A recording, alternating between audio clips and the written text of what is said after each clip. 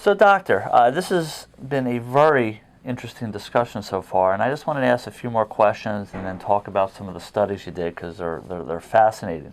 So, what are things that might often be overlooked in a injury or disability workers' compensation case from the psychological perspective?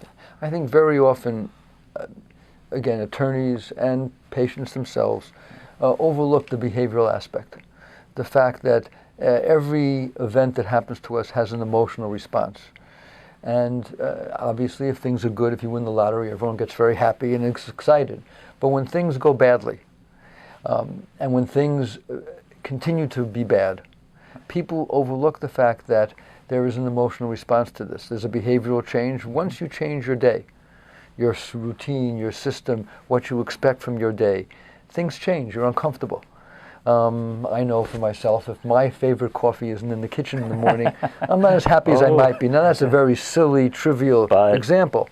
So imagine now that you get up in the morning and you no longer have a place to go to work, and you can't get out of bed so comfortably, and you can no longer shower or bathe yourself or cut your toenails as well as you might have. Something as simple as cutting your toenails, you can't bend over to do that, and you have to have someone do it for you. These kinds of things take a toll. Maybe not the first time or the second time, but over time they take a toll.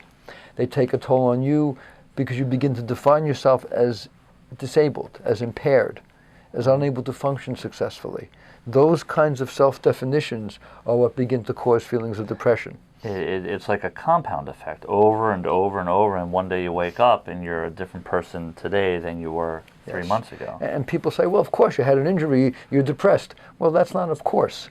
That's something that can be treated. That's a condition which can benefit from being treated. It's not something that you have to accept. Okay. And kind of in this line, for people that are listening, what are some of the mistakes that somebody might make or not realize or should realize so that they can get the best care or seek the care that they need? Okay. I think very often injured workers and patients don't tell their doctors or their lawyers everything that's going on. They need to tell them everything that's been affected. Right. Many people are a little embarrassed about admitting psychological difficulties. They're uncomfortable admitting that they're depressed or they're anxious or they're having trouble functioning as they used to be able to function. Issues of intimacy. Very often injured workers have difficulty in these areas. They have pain. It doesn't allow them to be as intimate or as affectionate in their relationships, and they become embarrassed to talk about these types of things. I find that very often some doctors and attorneys are uncomfortable asking questions. Are you depressed? Are you having difficulty sleeping? Are you having trouble getting along with your spouse? Do you find yourself yelling at your children more often? So that's the first problem, I think, is people are reticent, hesitant to discuss their difficulties. I think that's the first thing. Second thing is people are very often reluctant to go for treatment or for care. There has been a stigma for psychological care over the years. Hopefully it's changing and seems to have changed during the course of my career. But we are nothing more than educators. We're not seeing you because you're crazy or you're insane or you're off the wall. We're seeing you because you're having difficulty adjusting to a circumstance. And our job is to help you develop those skills and those techniques and those understandings so that you can help yourself out in the future. We're not interested in seeing people forever. Right. We will if it's necessary, but we're more interested in helping you develop those ways of coping with your life so you can be more productive and effective. So, some of the free reports that my office offers, Navigating Through the Social Security Maze, the Disability Guy's Guide to Navigating the Workers' Compensation Maze. In a sense, you are one of the guides. You're helping individuals guide themselves through the behavioral and psychological component of their injuries or readjusting. Sure. I mean, people who have injured workers, as you know, Brian, often suffer financially. Yes. And that's a tremendous burden. Everything hurts. The whole family is going to suffer as a result of that. And we try to help them cope with that, even though we can't give them money. But we certainly can try to help them adapt or develop some pathways they can use to be more productive in their lives. You know, Howard, you were talking about some things and something popped up into my head. we're treating the person as a whole. Okay, so in the world of Social Security disability, when I practice in that area, it's actually pretty good because not only is it the work injury, but it's all the other things that are going on. I can present my client in a package to say, here is the whole Howard, here's the whole Brian, right? However, in the world of workers' compensation, it's very like kind of blinders and compartmentalized. It's like, what was the injury or the problem you had as a result of this accident? So now I come to you. I had, let's say, a bad back injury, and I'm a construction worker, and I herniated, popped some of my discs, and I can't bend over, and I can't lift, and it might end my career. So now I'm getting depressed, I'm getting anxious, all these things are going on. I have money problems, having some issues with the wife and the kids, everything that you've described. So you start to provide treatment, and you're saying to, or not even just treatment, I'll call it the guidance and the treatment. Yet you realize that part of that is I have kind of a not so great relationship with the spouse or with the kids, or there's things going on that if I weren't injured, you could provide me therapy for, but because I'm injured, it's now kind of made it even worse. Do you see any problems from the insurance companies about the scope of the services you provide? Because again, an orthopedist can go in and say, oh, you hurt your elbow, here's all the things going on in the elbow. I know you have a foot problem, but you didn't hurt your foot, so that's not related. But here, it's kind of, this condition gets put on top of who you are. Right. I mean, it's very interesting in the workers' comp arena, as you know. There are two kinds of psychological conditions. There's the conditions which are directly causally related to the accident. So that would be someone who had post-traumatic stress disorder, for example, a train operator who hits someone who jumps onto the tracks. There's no physical injury. That's a direct result of that event.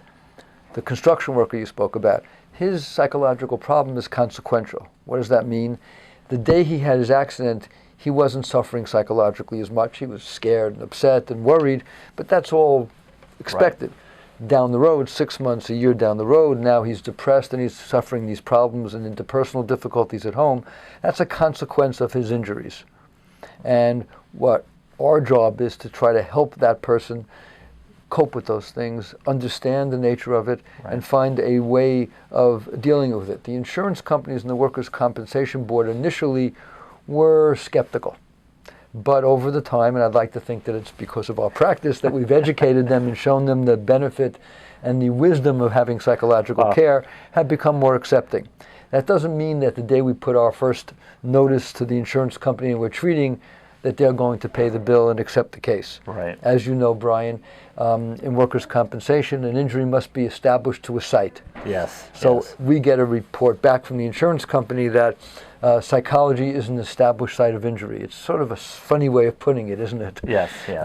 The back is established. And our job, along with your help, and the Workers' Comp Bar and your firm particularly, been very helpful in bringing these issues to the judge's attention and getting it to the point where it can be adjudicated. And fortunately, it's been adjudicated successfully. Yeah, Howard, that's actually the perfect segue. I had a question here about how can a psychologist and an attorney work better? Because particularly for the people that are out there watching or listening to this today, you may not know. I don't expect you to know about all this. So how are you going to know whether your attorney can work with your psychologist and vice versa? So if you could elaborate a little bit on the importance of that and some of the things to watch out for so that people can really get the help they need. Right. Well, it's important when you speak to your attorney that the attorney have a breadth of understanding of what could occur in an injury. In a physical injury particularly, it's important for the attorney to understand that down the road there can be behavioral, psychological, and emotional difficulties. Just like it's important for the attorney to ask very detailed intake. So that let's say you hurt your back, as you know, fall off a ladder, but at the same time you hurt your ankle. The back was much more severe, but your ankle hurt also. The attorney needs to ask you that question so that he could put on the initial form back and ankle so you can get treatment for your ankle. Right. You're familiar with this. Yeah, all the very time. familiar. We add body parts Right. to the cases. So you want an attorney who seems to be interested in all of you, not just the one particular area that may have been injured or may be clearly injured. Right. You want an attorney who's going to listen, not just take the information down and say, okay, we'll get back to you. and an attorney who seems to be sympathetic, understanding about the entire person and about the family. Also an attorney who has resources, who may have doctors he knows about or she knows about who are particularly expert in treating injured workers. It's not a simple matter to get involved in the workers' compensation process in New York State without not only the medical knowledge, but also the administrative knowledge about the system. Great. You can be a terrific doctor and do a terrific job, but not benefit the patient well if you're not familiar with workers' compensation. Yeah, no, that, unfortunately we see that more and more. In fact, in upstate New York, it's become even more difficult because so many doctors have just kind of thrown their hands up and gotten out of the system. And hopefully that's not going to happen here with doctors like, with doctors like yourself, psychologists like yourself, and other doctors that we both work with. So I'd like to kind of shift the gears a little bit, because one thing that you've gotten certainly out of the experience that you've had for all these years, and particularly working within the system, is you've done some studies about kind of the psychological consequence, in particular of transit workers. And both of us over the years have done work with the Transit Workers Union, as well as just transit workers in general. And when we talk about transit workers, we're talking about bus operators, train operators, workers, track workers, and everybody that's involved in the whole process. And living here in New York, it's a big system. There are 35,000 sub-train operators and conductors. 35,000. Just those two classifications. That is amazing. So you have a couple reports, and one of them talks about the effectiveness. I'm going to read it so I don't screw this up. The effectiveness of cognitive behavioral therapy for PTSD, post-traumatic stress disorder, in New York City transit workers. And I had read through this, and a lot of what we spoke about in our discussions was this idea that somebody has an immediate circumstance. They develop what's called PTSD, post-traumatic stress disorder, and how cognitive behavioral therapy can help them. So maybe you can give us a little overview of this and why is it special, because still, when I hear the term PTSD, people think of what? Vietnam, Afghanistan, Iraq, Iran, that, as opposed to, what do you mean you have PTSD from driving a bus or conducting a train? Right. It's a very interesting phenomenon that occurs. Let's take the train operator who pulls into 42nd Street Station. As he's pulling his train into the station, someone leans over the platform, smiles, and I'm actually describing true events, smiles, and then jumps in front of the train. The train operator at that moment can do nothing to prevent that. He knows he's going to hit that person, most likely kill them. Part of his position, his job as a train operator then is to put the train into what's called emergency mode. Okay. Contact the appropriate authorities, and then once the train is stopped, he must then go down and look at what he hit, even though he knows what he hit. Right.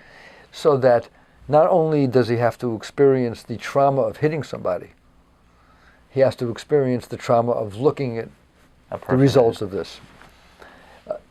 This person typically, now most train operators in New York City understand that this is a possibility. They know that in the course of their careers, it's very likely that one of these types of events is going to occur. That in no way makes them prepared for it. In no way makes them prepared for what it feels like to hit somebody and to view the results of that. So these people then get referred to our practice. So I have a very close relationship with the Transit Workers Union. So fortunately, they're very understanding and sophisticated about this. And these train operators come for care. And there's a series of symptoms that people who experience PTSD have, and includes a recurrent and intrusive recollections of the event, so they keep on thinking about it, seeing it in their mind. Very often they have flashbacks where they almost feel as though it's happening again. We get reports of nightmares and dreams about the accidents. Typically, they begin to become socially isolated. If there was one symptom I could tell you, Brian, that was consistent among everybody, it's that they begin to withdraw socially. They don't want to go out. They don't want to be with their friends. They want to sit in their bedroom, close the door, and watch TV. Right. They become have difficulty relaxing, difficulty concentrating. They avoid situations that remind them of the event, so they won't go down to the subways. They won't even ride the subways personally to get from one place to the other. And this constellation of symptoms is what constitutes post-traumatic stress disorder. The difference between veterans of war and our workers are really the circumstance in which it occurred. We don't typically have repeated trauma where soldiers are repeatedly exposed to traumatic events where their buddies are getting injured and killed and blown up next to them. These are usually discrete events. Right. We even have, and to let you understand the range of which the situations occur, every week in New York City, at least 5 to 10 bus operators are spat upon. 5 to 10 a week? A week are spat upon.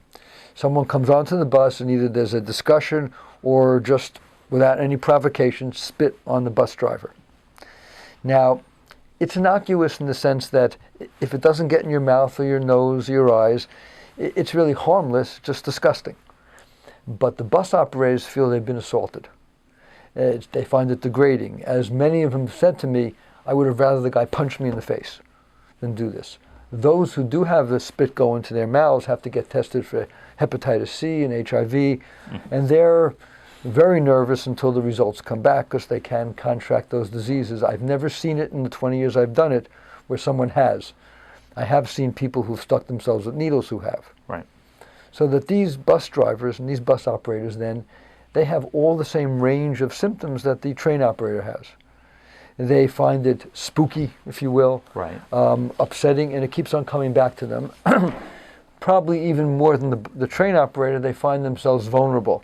They say, oh my God, that could have been a knife, that could have been a gun, this person could have shot me or beat me over the head. Many bus operators get beaten over the head with women's pocketbooks on their buses. It sounds comical, but... Well, if I know about some people's pocketbooks, that can really hurt. So that these are the range of types of things we see. Right. Fortunately, cognitive behavioral psychotherapy, which is a type of psychological treatment modality, which is based upon empirical scientific principles, is very, very helpful in helping these people go back to work. We teach them some of the kinds of perceptual discussion we had before.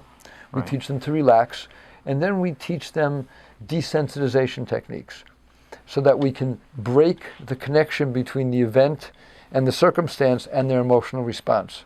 We do this in two ways. We have people learn to relax and have them imagine themselves in a situation similar to what happened until they're able to live through it in their mind without responding. Right. Because they're relaxed, they're less likely to tense up. Then we give them homework assignments. It's called in vivo desensitization, where we have them systematically go into the subways, go into trains, go back into buses, and use the relaxation training, the coping techniques we've taught them so they can remain calm in those situations. It's fascinating because some of the stuff that I see that we have here is in one of the reports, you talk about symptoms, and you mentioned flashbacks, fears, hypervigilance, avoidance, depression, distress, disability, sleep problems, concentration, difficulty, fatigue.